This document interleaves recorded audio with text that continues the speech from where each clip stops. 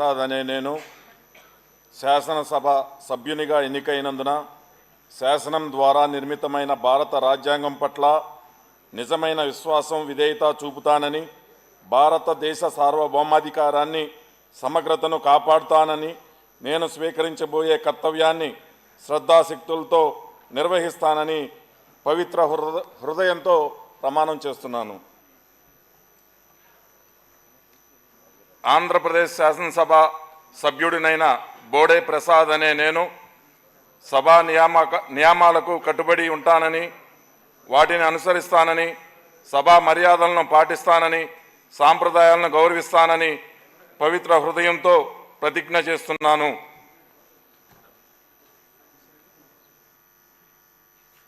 Shri Balanagi Reddy why.